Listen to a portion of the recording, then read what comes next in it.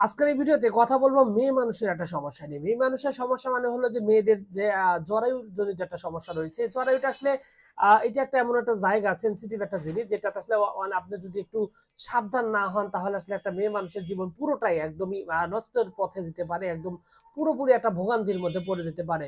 তো আজকের এই ভিডিওতে মূলত এমন কিছু ঔষধের ব্যাপারে কথা বলবো যে ঔষধের মাধ্যমে এই জরায়ু সমস্যা খুবই সুন্দরভাবে, স্থায়ীভাবে, সুন্দরভাবে ভালো করতে সক্ষম। এবং এক্ষেত্রে হোমিওপ্যাথিক কিছু ওষুধ রয়েছে যে ওষুধগুলো খুবই ভালোভাবে সমাধান করে। আর এখানে একটা বিষয় হলো যে জরায়ু সমস্যাটা কিন্তু আসলে মূলত অনেকগুলো মানে কারণই হতে পারে। আর জরায়ুর রোগও অনেকগুলো রয়েছে। যেমন আপনার জরায়ুতে অনেকের টিউমার হয়ে থাকে। জরায়ু টিউমার কিন্তু বর্তমান সময়ে একটা ভয়ঙ্কর সমস্যা, কারণ এটা একটা পর্যায়ে ক্যান্সারের রূপ নেয়।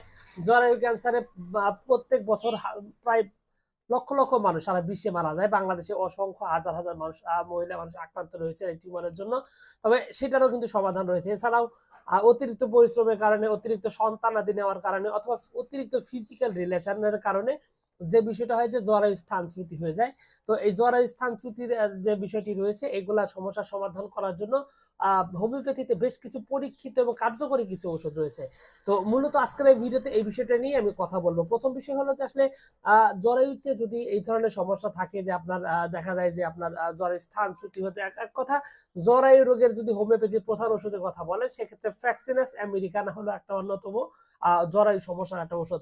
বিশেষ করে জরায়ুতে যদি আপনার দেখা যায় যে আপনার জরায়ু বের হয়ে আসতেছে, জরায়ুটা কেমন যেন মানে আগের যে স্থানে ছিল স্থানটা পরিবর্তন হয়ে গেছে, এবং এখানে আপনার ব্যথা রয়েছে বা এই ধরনের যদি সমস্যা থেকে থাকে, সেক্ষেত্রে কিন্তু খুবই সুন্দরভাবে সফটলি পরীক্ষিতভাবে কাজ করে আপনার এই ওষুধটি।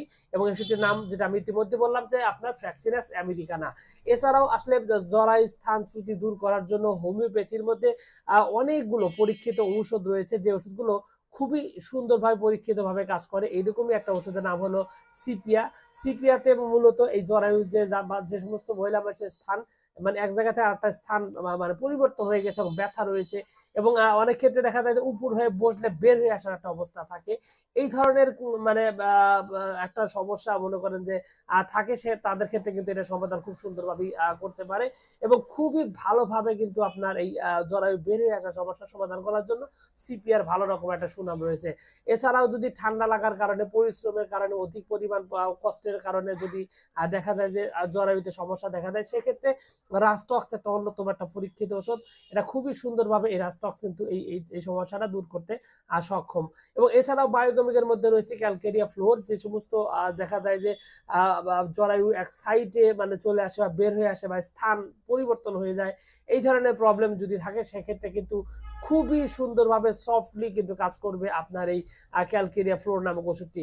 তবে এখানে একটা বিষয় আপনাকে সুস্পষ্টভাবে বুঝতে হবে, সেটা হলো যে আপনাকে আগে অবশ্যই, এটা যেহেতু খুবই সেন্সিটিভ একটা জিনিস, তো সেন্সিটিভ মানে খুবই গুরুত্বপূর্ণ একটা জিনিস, তো এই রোগের চিকিৎসা করার আগে অবশ্যই ভালোভাবে আপনাকে আগে রোগটা বুঝতে হবে, রোগের কন্ডিশনটা বুঝতে হবে, রোগের অবস্থাটা বুঝে তারপরে সঠিক ওষুধ আপনাকে প্রয়োগ করতে হবে।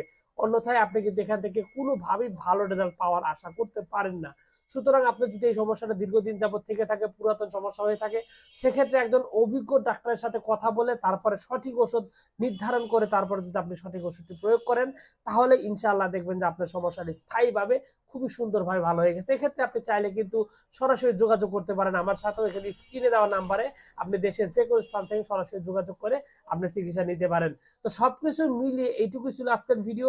আশা করছি পুরো তথ্যগুলো আপনার কাছে অনেক অনেক বেশি ভালো লেগেছে। আর যদি লেগে থাকে অবশ্যই ভিডিওতে একটি লাইক দেন। আর চ্যানেলে যদি প্রথমবার এসে থাকেন, অবশ্যই চ্যানেলটি সাবস্ক্রাইব করবেন। কোনো প্রশ্ন, কোনো মতামত অথবা কোনো অভিযোগ থাকে অবশ্যই কমেন্টস করে জানাতে পারেন। তো ভিউয়ার্স, আপনাদের সকলকে অনেক অনেক ধন্যবাদ। আসসালামু আলাইকুম।